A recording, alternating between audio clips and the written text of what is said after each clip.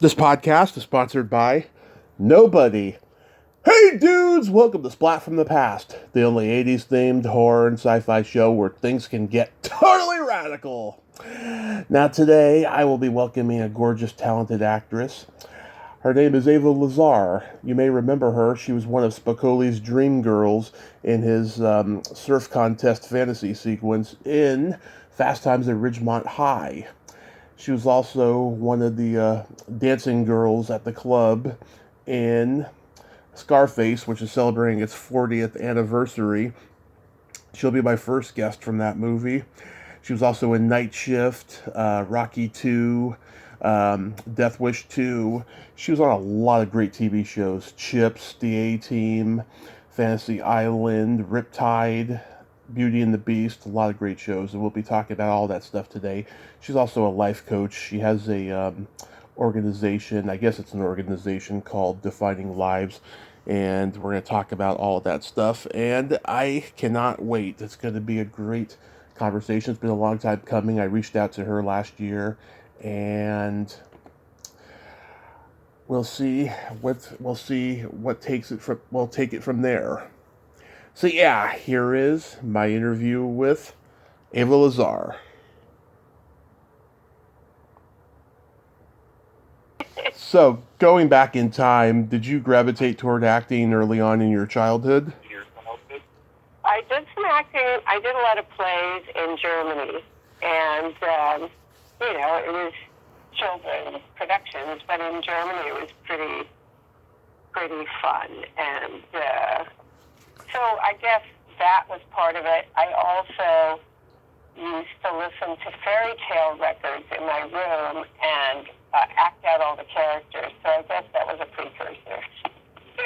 Yeah. So you did school plays and community theater and all that? Yes, in Germany. Mm-hmm. What was it like in Germany?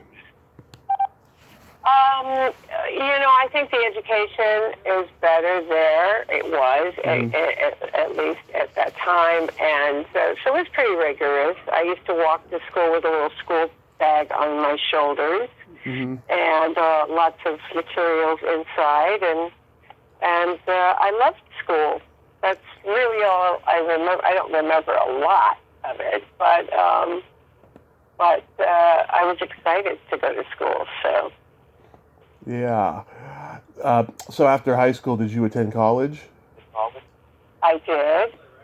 I graduated the first semester of my junior year, and I was very interested in psychology, and I was reading Freud and Albert Schweitzer when I was 12. I was always interested why people do the things they do, and I guess because I was born in Germany and came to America, and I hadn't heard the Heil Hitler thing until I came to America, so that, I think, kind of influenced me to understand, why do people kill each other? Why don't they just love each other, right?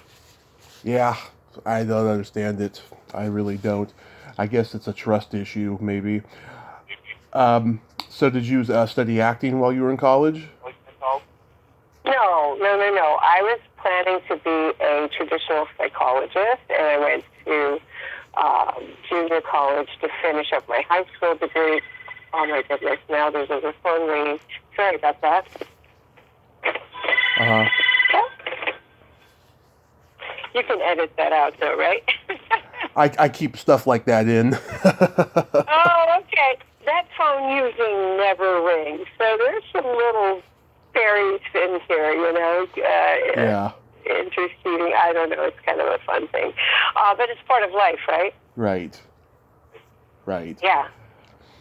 So I was very interested in why people do the things they do.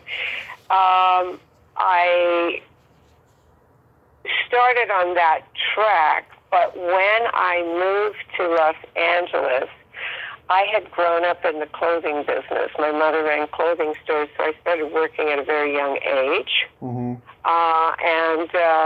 So when I first moved, I started working.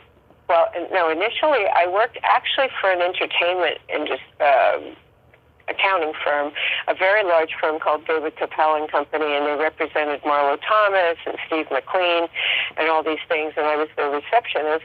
And they used to send me out to deliver contracts, so I met Steve McQueen and I met all these great people. And one day the owner of the company said, "Hey, what are you doing behind a desk? Why don't you get in front of the camera? That's where you belong." And we laughed about it, but maybe that, I still hadn't really thought about it. Yeah. But as life would have it, I was doing a car show downtown LA, and there was a gentleman, an actor, that came to see me every day, and it was for the I'm dating myself, but of course my age is out there everywhere.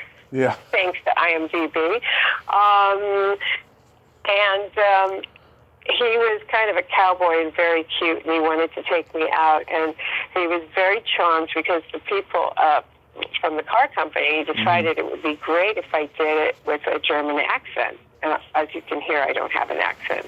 Yeah. And so I started doing it with an accent, and he was so charmed by my accent that when I went out with him for a drink afterwards, I maintained that accent. And I maintained it for quite a while. And then one day he said to me, sometimes you have an accent and sometimes you don't. I just didn't have the heart to tell him I don't have an accent. It was kind of a funny joke. I was kind of being silly.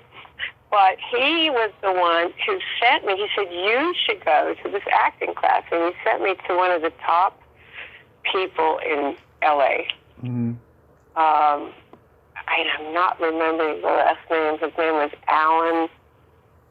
Oh, my God, I can't remember his last name. But anybody was in that acting workshop. So I was very blessed from the beginning. Mm-hmm. And then in my acting class, they said, you should do commercials. So I got a commercial agent. Mm-hmm. And the commercial agent said to me, hey, you should go to this friend who's starting an acting agent. He needs clients. So I went to this fellow who started his agency. And at that point, he sent me out on an interview, and I got it. It was a Hanna-Barbera production called The Beach Girls. Yeah. And I came in on the third callback. And I'm sitting there, and I look, and everybody had recorders, like boom boxes. And I said, were we supposed to sing for the audition? And they said, oh, yeah, you didn't prepare something? And I said, no. And just then the door opened. They said, Ava Lazar walked in. I said, I don't have a song for you, so I'm just going to sing you Happy Birthday. And I did, and they all started roaring because I did a little my own rendition of it, and I got the job, and I guess 500 girls had auditioned for it. And the next thing I know, I'm plastered all over LA Magazine and the LA Times, and it was a big deal because it was Rita Wilson, who was the star at that time, and Frankie Avalon. And Don Calfa. Pardon me? And Don Calfa. Yeah, you follow. You did your research. Hey. I'm the master of research. It's only going to get worse from here. Oh, you want to know something? And I'm so bad with names. Please forgive me. I mean, it's been a while.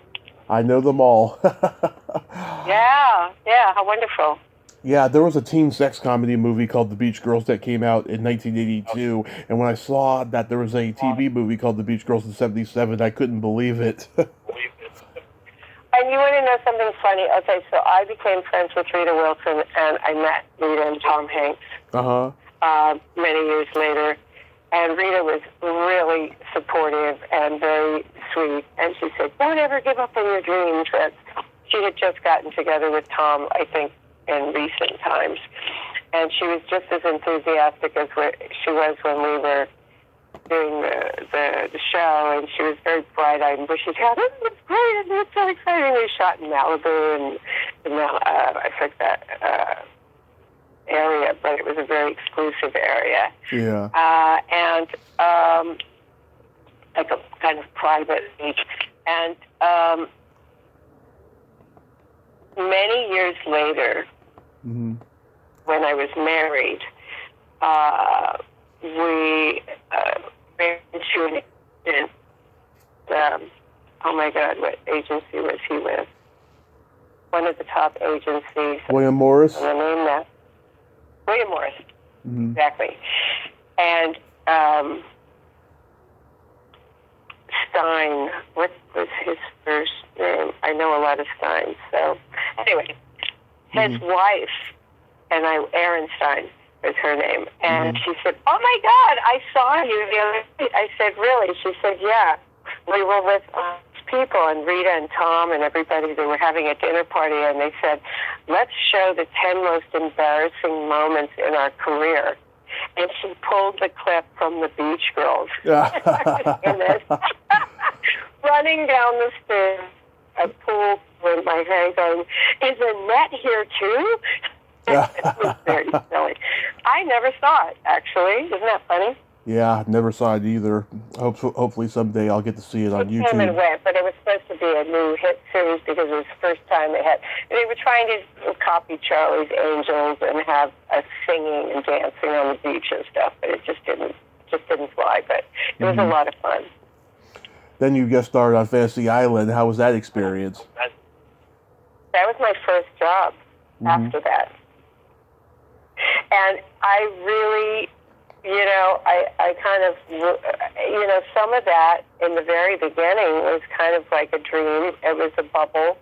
And I really didn't know what I'd gotten myself into because, like I said, I started off working in the clothing industry and then later went on to do repping lines in Paris and in New York. So I was doing the European Fashion Fair and the Pret-a-Porter in Paris. And so it was a very different vibe for me than being an actor. There was a little bit of a culture shock, and it seemed strange for me to go into a room and read, lines from a piece of paper and have 10 people staring at me like 5 feet away. So it was a bit of an adjustment. Yeah, let's see. I know Brian Cutler, who guest starred on that same episode. Reb Brown was on there. Alana Stewart, Mary Jo Cutlet, who was actually in the Beach Girls movie I just talked about. Was in that? No way. Yep. I knew Alana much later when she was married to Rod Stewart, and I did a workshop with her with Deepak Chopra. That's so funny. Yeah. Back then, everybody knew each other. Recently, I've been reflecting on how blessed I was, because at the time, it was just life, and the world was all magical. But it was a very different landscape from today. So I was just reflecting back of how blessed I've been to have met and known so many people in the industry that, is a pretty great thing. Yeah. How was guest starring on Chips? That was fun. And many years later, I did a movie in London called Where's Parsifal with Orson Welles. It was his last film. And Eric Estrada was in that. And he was kind of an anomaly because it was oh my God, Donald Pleasance, Ron Moody, Tony Curtis starred in it. I played Christopher Chaplin's girlfriend, the last son of Charlie Chaplin.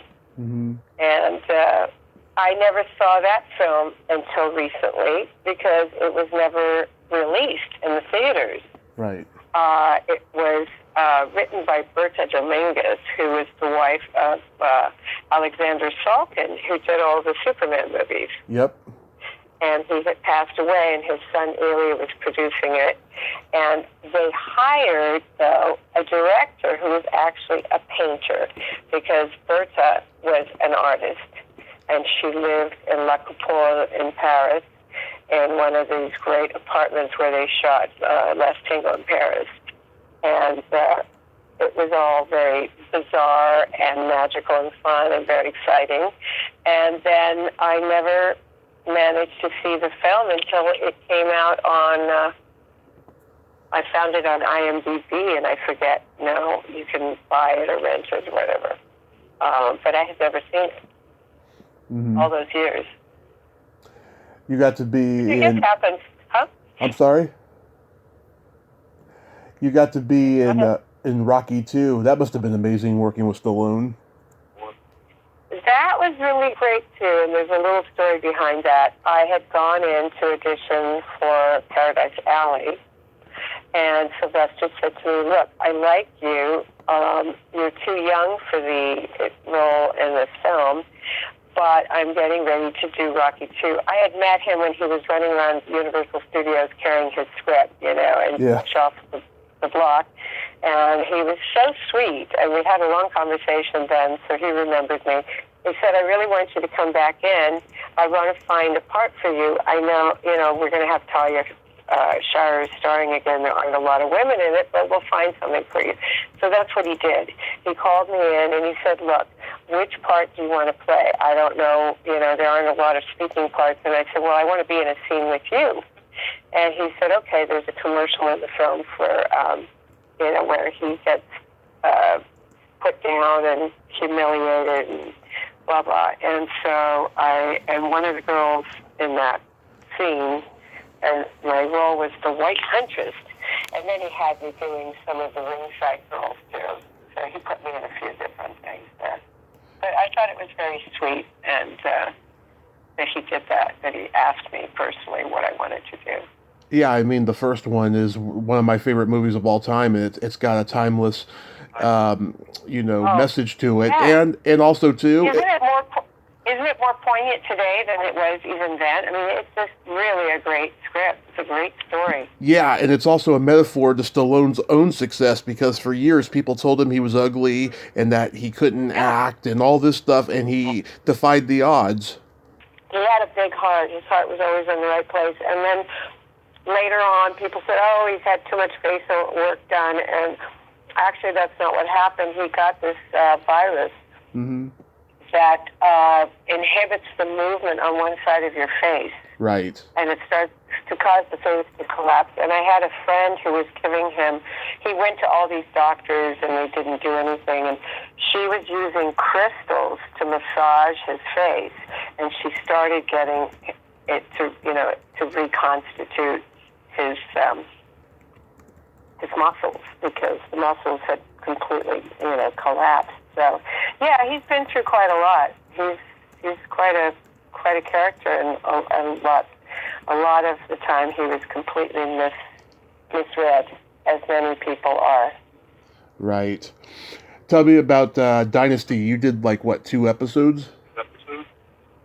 I did 2 episodes. I really was a little frustrated because they weren't very big parts. But again, Aaron Spelling and the producer of the show, I knew them. They said, we want you to be in the show. And it was fun. It was just a lot of fun. But basically, it was a walkthrough. I mean, I don't think I saw those episodes either. Mm-hmm. Great guest stars, though. Peter Mark Richmond, James Ferrantino, John Saxon. That's pretty cool. Yeah. You played a... it's funny. I did so many little parts in movies and shows. I mean, I did mostly guest starring roles in television episodics. But I couldn't quite translate to features. So at the time, I was like, oh, nobody's going to see these parts. And they're some iconic classic films, every one of them. And they've been seen by the whole world over and over again. And I get a lot of questions and notoriety about that. But at the time, I thought it was kind of silly. And I was a little embarrassed, to be honest with you. Like, oh, God. Everybody was embarrassed to be in those movies. Everybody. So you're in good company. Oh, good. They all said that? Everybody who I've ever talked to, they didn't want to be in these R-rated raunchy comedies and so forth. Yeah. Yeah, and horror movies. I think what a blessing to be working. You know what I mean? I was working all the time, and I never took a waitress job. I always had, I did modeling and commercials and things like that, and I always had other work in the clothing business. But I look now and think how silly I was that I wasn't just really happy and grateful that I got to work. Mm-hmm. So many actors can't even get in, you know? Mm-hmm. Nowadays, it's changed a lot. Oh, yeah. Oh, don't get me started on that. Yeah. You played Huh? you played a TV soap opera actress in Death Wish 2. Did J. Lee Thompson direct you? It was Michael, who? Oh, no, I'm sorry. It was Michael Winner. That's right. Yes. It was okay. I mean, you know, a lot of times, I think, especially Universal projects, Uh-huh. you went, hit your mark, you're waiting in your dressing room for a long time, and then you're on and it's done. There's not a lot of directing when you have a small part like that. Yeah. You're my third guest from Night Shift. I've talked to a couple of the minor supporting actors in it. How was making that movie?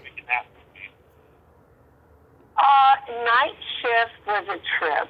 I knew I had auditioned for Ron Howard and his partner. He was a really interesting guy. But I was hired, they hired actresses, SAG actresses, because they wanted to give them parts.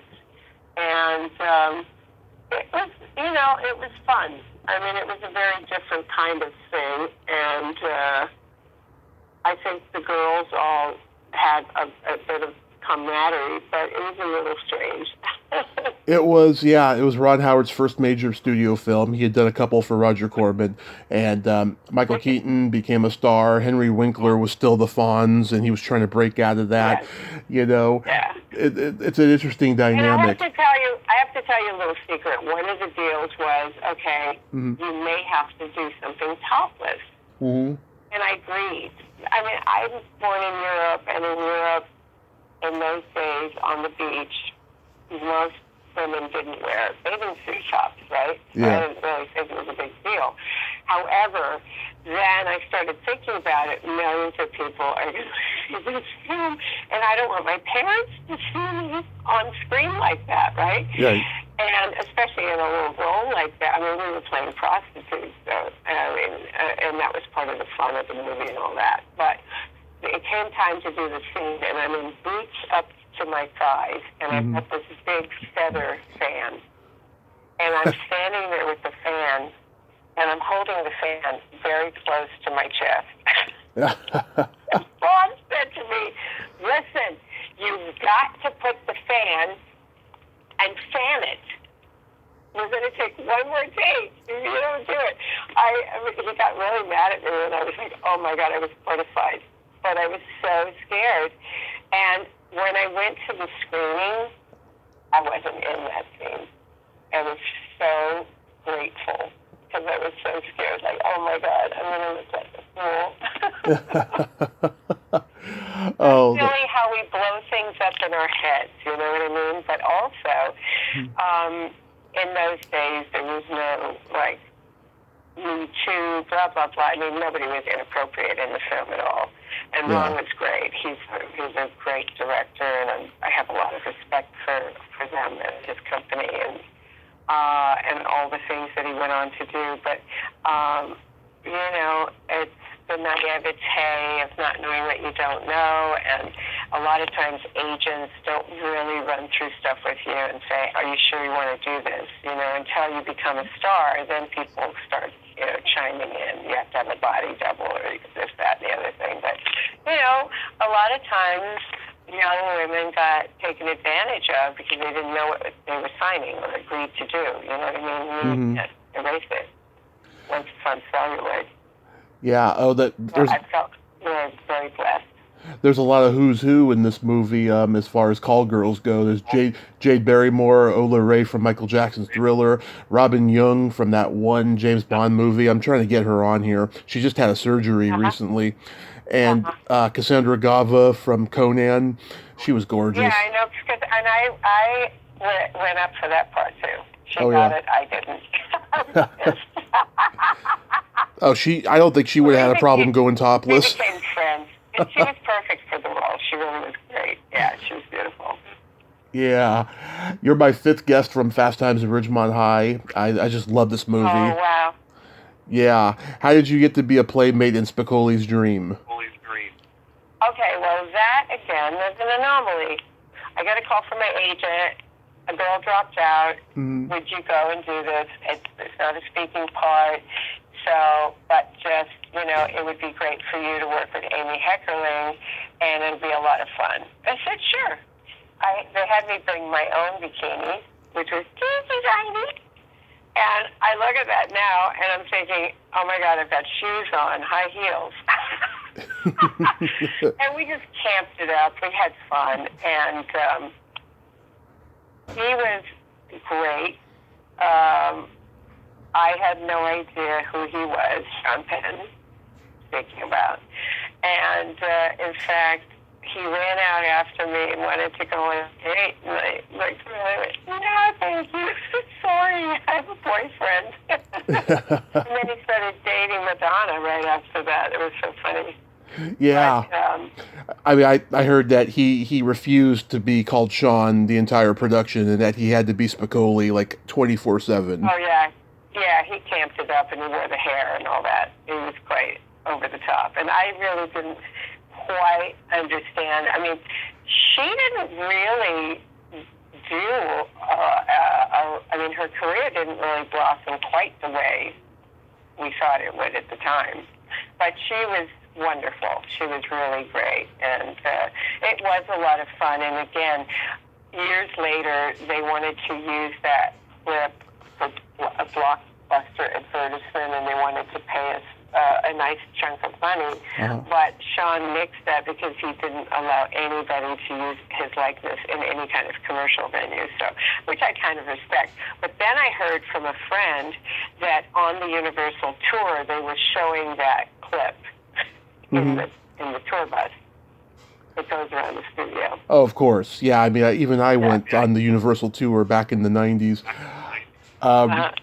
Yeah, I mean, that whole dream sequence has perfect comic timing. Hey, Stu, those guys are fags. That's fantastic. What's next for Jeff Spicoli? And it was fabulous to listen to the script reading. Yeah. That was really interesting. And there were lots of great stories. Did you hear that? I think I did, yeah. There were lots of great stories within that, what was going on in the production behind the scenes and all of that. So it was kind of fun. And I didn't manage to go see it in the theater. Mm-hmm. I wish I had for the anniversary, but like I said, it's so funny. All this stuff has had life after so many years. So it's kind of fun because I have a very different vantage point and appreciation now for all that work that I did. Yeah, like, oh, God, I mean, next comes Brian De Palma's Scarface, which celebrates 40 this year. How was that experience? That was also, again, interesting because I went up for a lot of the same roles as Michelle Pfeiffer, and I hadn't done a big feature, so I was not a real contender to get the part. She had a dynamo agent, and so I tested for Lady Hawk at Cinecittà in Italy, in Rome. Mm-hmm. And she got the part. I mean, she was better, she was more suited for it physically and everything. And that was one of her first big films, also. But it was interesting because I think they kind of kept me away from Michelle. They wanted SAG actors because they wanted to maybe give us speaking parts. And, I was in... I bought a Jaguar from that film. It was great for me. We worked for several weeks on that show every day, but a lot of times we really didn't have much to do because it centered primarily around Michelle and around Al. So it was an interesting experience. I mean, I wish I had had more to do, and they had utilized, but it didn't fit into the overall story. So I can understand why. Yeah, you must be amazed at the cult phenomenon that this movie has become because, I mean, it was just a remake of a Howard Hawks film from the 1930s, and it had this dealing And drugs so thing. violent. Yeah, and it also set the tone for Miami Vice and all these action movies that had to do with drug dealing that came out in the 80s. Right, right. It was a sign of the times.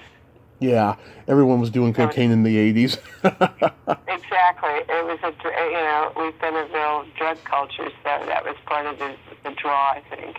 I think now the phenomenon of super violent films has changed a bit with all of the gun problems and random shootings and all the violence. I think it's been tempered now because, I mean, there are two rules of thumb. In those days, it was like, well, if we see violence in films, it kind of releases the tension of acting out that kind of violence. But I think as things have gotten more heated and life has gotten more stressful and pressured, people, I mean, especially young boys, take that stuff. I think now it's more that watching these films, a lot of times I think films have been very suggestive in the minds of people who have the precondition to want to be violent. You know what I mean? So, I don't believe in censorship, and there are so many amazing films, European films. I mean, I love Itu Lama También is one of my favorite films, and there are certainly films that have violence in them because they're part of life, but I think the way that the story is told, so that it's understood that this is not a conscious act, and this is, something that is unnatural. And not necessarily unnatural, that's not the right word for it either, but it's not something that we want to perpetuate, Right. I've never seen this movie, but it was Peter Lawford's last movie. Where is Parsifal? Oh, Where's Parsifal is the movie that I was talking about. That was with Tony Curtis, Peter Lawford, Donald Pleasance, Ron Moody, Eric Estrada, Christopher Chaplin, myself, and a number of female characters, and forgive me for not knowing them. But it was Peter Lawford's last film, and he was, friends with the Kennedys and was very involved with Marilyn Monroe, and we talked quite a bit about that when we were doing the film. And it was really an incredible experience to meet Orson Welles, and he was quite large, and he had gout very badly. So we had to get a limo that had double doors that opened, wide, so he could get in and out of the car, and he spent a lot of his time in his room rewriting the part. And, it was too bad because it's a fun movie. Nobody really understood it of their life, but translated into a mad scientist versus, Alexander Salkin, who was a bit of a mad hatter. Yeah. And Tony Curtis, I guess I can say it now, post-mortem. I love Tony Curtis movies. I was a big fan of his. Same here. And he was quite a character on the film. That's what I heard about him. How was guest starring on the A-Team? That was fun. What's the big guy that wears all the chains? Mr. T. Yeah, he was so lovely. He could not have been nicer. Everybody on that set was just gracious and kind, and, it was fun. It was fun. I wish, again, I had a bigger role in it. I died right off the bat, so. I grew up loving... They wanted me as eye candy, huh? I grew up loving The Fall Guy. Do you remember anything about that? I don't remember much about the part, but yeah, I loved it too. And he was a lovely man. He really, he was, The Fall Guy actually, if I'm remembering correctly. I'm mixing it up with Heart to Heart. Fall Guy was a lot of fun. I had fun during that role. Yeah. Well, one of my first interviews played your husband on Riptide, Russell Todd. Oh, I loved doing Riptide. That was really fun. And actually, I could build, I could put a character in that. And I spoke Italian in it, and they had me back. It was a reoccurring role. So, yeah, it was a lot of fun. Yeah, you got to do an episode with Cesar Romero. Do you remember anything about him? Oh, yeah. He was so gracious. He was so lovely. He played my father. Yeah. Yeah. Oh, It was great working with him. That's so awesome. Yeah, and Russell is a very nice guy. He's an agent now. Yeah. Oh, yeah? Yeah. Interesting. Yeah. Which agency? I have no idea. Maybe he's an independent. Oh, okay. Yeah, this Cool. was 6 years. You've really dug up some people. That's so great. And it's so great that you're giving them a voice because, a lot of times people come and go.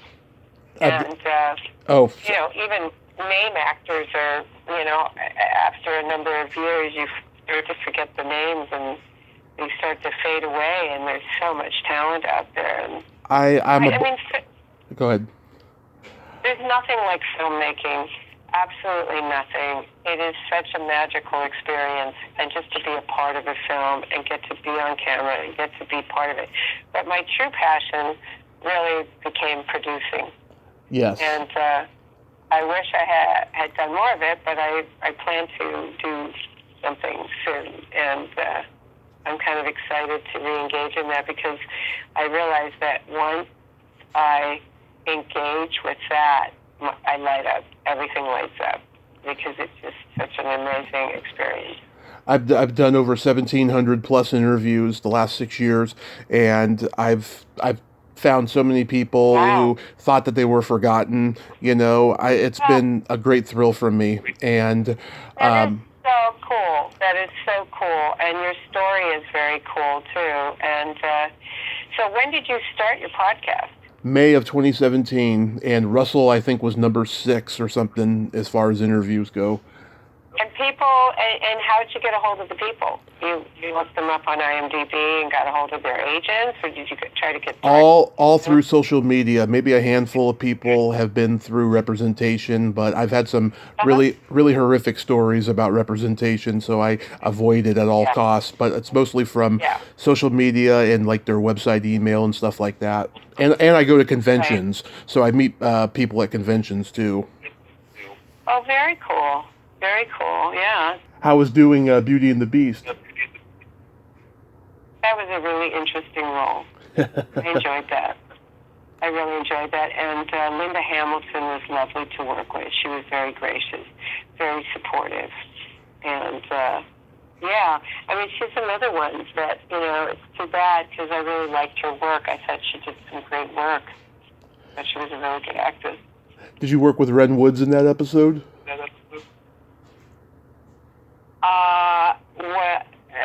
Which character was he? She's an African American lady. She's a R&B singer. I don't remember too much. I remember that door scene where my face was cut up. That was the most prominent scene in the show. I don't remember too much about the others. My dad took me to see Forever Young when I was 9 in the theater. How was that experience? Oh God! Did you even remember? I mean, do you know who I am in the film? I haven't seen the movie in years, but according to IMDb, you are the waitress diner in 1992. Yes, and that was really funny too because I knew the director, Steve Miner. And he said, "I'm going to put you in this movie," and I said, "Do you have any roles in it?" He said, "Yeah, we'll find something for you." And it was just more for fun. So, and he put me in the scene with, what was his name, the star of the film? Mel Gibson, Elijah Wood, Jamie Lee Curtis. Mel Gibson, yeah.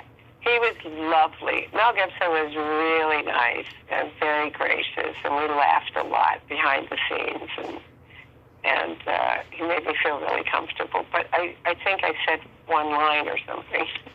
Yeah. A blur. Yeah. Yeah. That's a good movie. Steve Miner directed Russell Todd in Friday the 13th Part 2.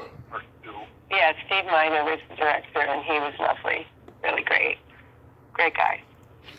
So you mentioned producing movies. I have a controversial question I want to ask, and it's not a gotcha question. It's just honesty. When you made The Nature of the Beast, were you aware of Victor Salva's past? No, and it was very sad. To be honest with you, we all found out at the time. Mm-hmm. And he actually was transparent with the producers and said, look, I had this experience. There was this young kid. We became friends. I got a little too close to him, and it was inappropriate. And, it was really sad because Victor is a really talented guy. He was discovered by Francis Ford Coppola. He made this little film in a contest. Something's in the closet or something's in the basement. Clown House. And it was, pardon me? It was called Clown House. Yeah, and it was so well done. And, he did time in jail for that, but I don't think he was really a pedophile character, like in the classic sense, to be honest with you. I think he was set up. This young guy was really on him, and I think it was very vulnerable. And Victor's gay, and, I think it was just really one of those things. It's like with, what's that famous French director, which... Louis Malle. Now there's so many things, Anyway, I don't want to speak about that, but, I'm not justifying anything here. Yeah. But I think sometimes circumstances in life have more to them than meets the eye. And laws are cut and dry, and there's so much of that, and, child trafficking and all of that is a huge issue, and now with the Epstein stuff, and there's a lot of taking advantage of Bill Cosby and all of that. So certainly there needs to be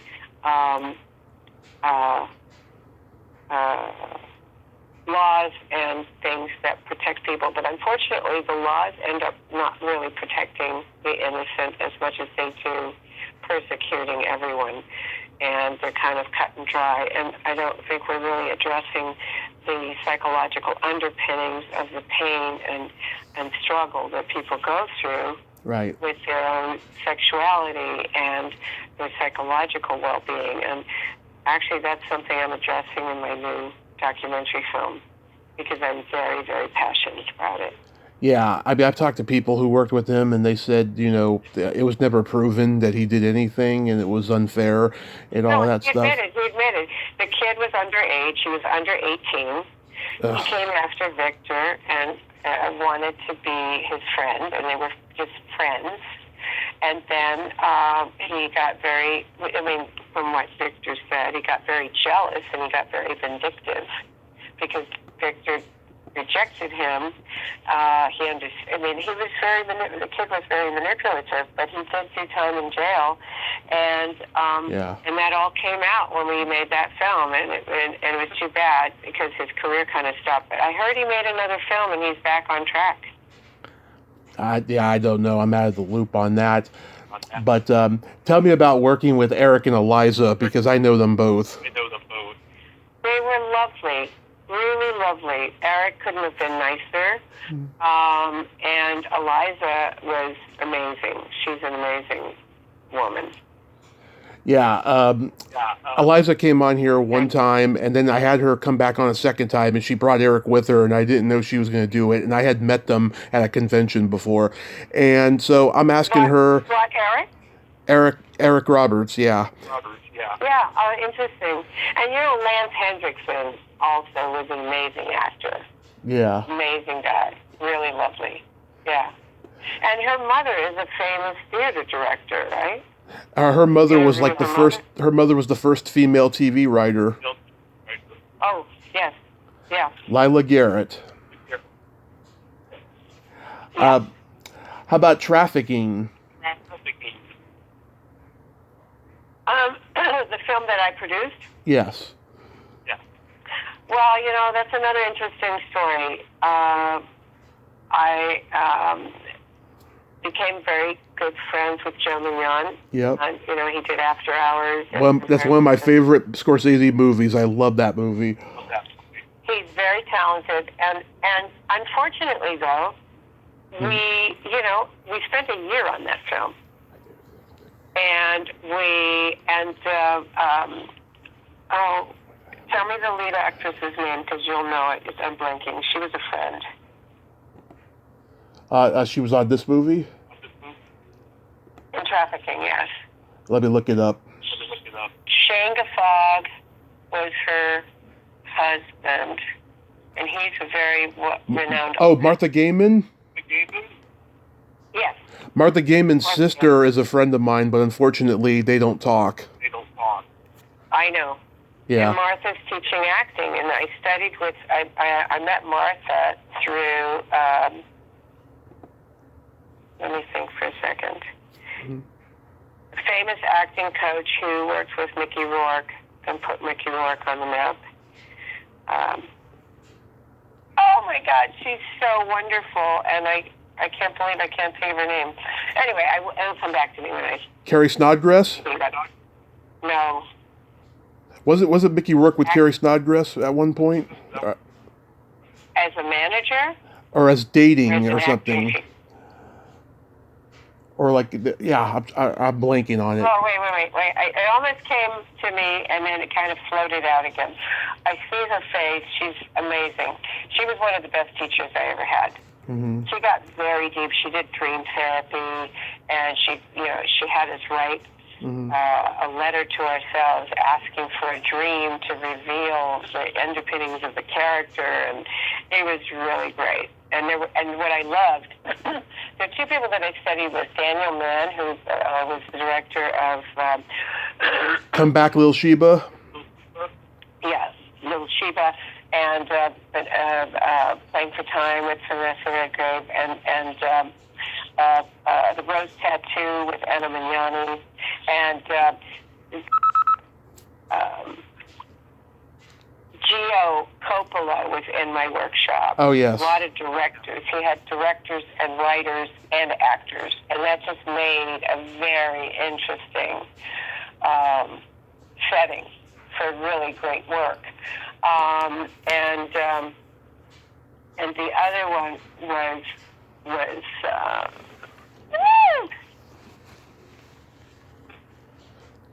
I don't know. the acting workshop.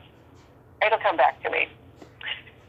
You asked me something. Okay, so we made the film. Martha has a very particular voice. She kind of talks like that. Yep. She's got a very...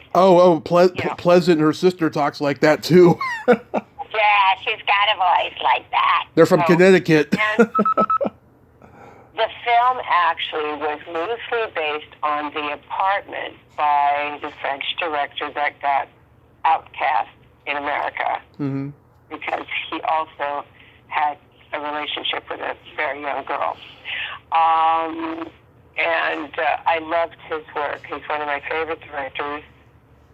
And like I said, I should have written some things down here, but it'll come back. He did a film called The Apartment in the 70s, I guess. Anyway, so this story is about a guy who's been dating a girl, and he suspects that she has multiple personality disorders, and after they break up, he hires a detective to follow her. And Martha plays the character, and we go out to the desert, and John Fleck, who's a monologuist, is in the film, and he was phenomenal. We shot out at Kelso Dunes, and there were 57 speaking parts in various locations, and I got all the locations for free, and I mean, I pulled rabbits out of a hat to make that film, and I'm still friends with a lot of people that worked on that film with me because it was really a fun project. But unfortunately, Joe, like a lot of people, kind of sabotaged himself because he had a girl that wanted to get a producing credit, and she paid some money for the credit. Mm-hmm. But then she started kind of mingling, and she wanted to get some people to do. She had him hire her So the last scene of the film was a 14-page scene with a midget and a dolly track. Yeah. Those two things are a little problematic because there are time frames for this. 14 pages didn't happen, so we never really got an ending to the film. And it was very unfortunate because it was a great, fun project. And the actors were wonderful. Then Joe decided that he was going to edit it, and we did various testings of the film, and there were things, a lot of notes that came up. People didn't really understand the story because, again, there wasn't a finale, that tied it all. So the film sat for a long time in his closet or wherever, and Joe and I talked over the years. He had several offers to remake the film in Italy. I mean, he's a great writer. That's his forte, and he taught at NYU a long time. But he has since resurrected it. I guess he recut it, and I saw that it was on IMDb and you could rent it. I don't know much more about it. Okay. But we went on a very long journey. My father was here from Europe, and he was doing craft services for me on the film, and, we did everything on a zero tight budget, so it was pretty phenomenal to make a film like that with 57 speaking parts, special effects, makeup, and blah, blah, blah. Yeah. I don't do anything easy. So real quick. But Go ahead. So real quick, defining lives. Like, how did this come about? Well, like I said, my first interest was in psychology and archetypes, and I went back to school in 2000, and I discovered this kind of out-of-the-box program called spiritual psychology. And I thought, wow, that's really phenomenal, because at that point I was kind of veering away from traditional talking therapy. And so really about connecting the heart and the head. And I thought that was really great. So I did a master's degree in psychology there. It was a third-year emphasis in consciousness, health, and healing. And at the time, I wasn't really thinking of having a practice, but I was kind of moving in that direction. Right. And then subsequently, I was married for 20 years, and I have a beautiful daughter named Jessie, and she's now a Jungian psychologist up in Santa Cruz, California, and I was married to a former studio executive. So, but, things changed a lot from the 90s forward, and the 2000s especially. And at the time, I was more focused on healing my marriage, which we ended up getting divorced, but we're still good friends. And so I started defining lives as a kind of amalgam, because I realized that I've had many other certifications, theta DNA healing, clearing toxic emotions, Psyche. My passion has become neuroscience, and I've been a meditator for many, many years, for most of the time, and really moved deeply into it in the last 7 years. It was originally redefining lifestyles. Yeah. And then I thought, no, I'm not redefining anything. I'm defining. What I'm helping people do is to define how they would see their life and what kind of life they would like to create. And then it kind of got put on hold because 7 years ago I had to adhere to moving to the desert, living out of Los Angeles, and taking care of my parents. My stepfather became ill, and then my mom started to decline. So I sort of have been focused more on that, and now I'm reemerging and getting ready to do a documentary about the end of mental illness as we know it. Oh, that's good. That's great, actually.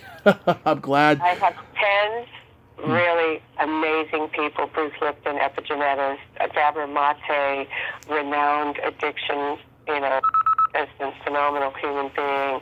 Carolyn Leaf, a neuroscientist, Dr. Joe Dispenza, hopefully, and a number of people, but I'm also going to be interviewing people and their struggles with their day-to-day, like bipolar and schizophrenia and multiple personality disorders and all these things that have come up in the last 10 years on narcissism and blah, blah, blah. Right. I don't want to talk about that. I don't want to recycle that. Right. I don't want to do tango with the medical industry. What I want to do is enlighten people that we're not broken, first of all, Mm-hmm. and there are ways to regain your dignity. And we have the technology and the method to help people to heal. And a lot of these disorders are coping mechanisms. But when you mask it pharmacology and psychotropic drugs, it just it exacerbates the problem. So we have a huge homeless problem, which I believe is a spiritual crisis in our society, that we've lost our humanity, and everyone deserves to have dignity. Oh yeah, and everybody's become selfish. This is the worst time I've ever seen in my lifetime. I'm going to be 40 this year, and I've missed the old days of looking out for each other. But you want to know something? Mm-hmm. What I want to do is inspire hope, because you know what? At the core, people are all the same. Yep. Given the opportunity to really move into their heart and connect their heart with their head, they just soften. And there's a lot of goodness. I'm not saying that everyone. There's evil people that are so disenfranchised and disrupted that it's hard to pull them back. But I believe incrementally, as we regain our hope in humanity, that we can heal this problem. It's not going to happen overnight, but that's my inspiration for making this film. And the adjunct to it is I have a passion to create a foundation to help people to regain their dignity, understand that they have a purpose and a value in life, and to reconstitute their brains. The psychiatry profession is the only profession in the world that does not look at the organ, doesn't take x-rays, doesn't do SPECT scans, and just goes through a book of codes as a and how much can you really do for a person if you don't understand which part of their brain is not firing wiring, that there are dead zones in their synapses, and it's a chemical disorder. And the chemistry is overriding their ability to have control over their emotions and their functions. So, but this is all very solvable. Brain has plasticity, and we can reconstitute the brain. And in some cases, I'm not against the medical industry. I'm not against using medication if one needs it, but for a short period of time, not as a solution. Very well said, Ava. Thank you so much for coming on today and sharing these great stories. Thank you, Tommy. I can't wait to listen to your show. I haven't had a chance to do that, and I apologize for having to reschedule, but, thank you for asking me. It's been an honor. Thank you. Absolutely. You have yourself a great day, and be safe out there. You too, and good luck with your show. All right. Thank you so much. Bye-bye. Well, there you have it. Ava Lazar. Ain't she a sweetheart? Great stories. I'm glad she's out there helping people, and it was an honor to talk to her today. We'll get the phone fixed. We'll get it fixed. Well, until next time, this is Tommy Throwback Kovac saying there's no shame in living in the past, because the present sucks. Later, dudes.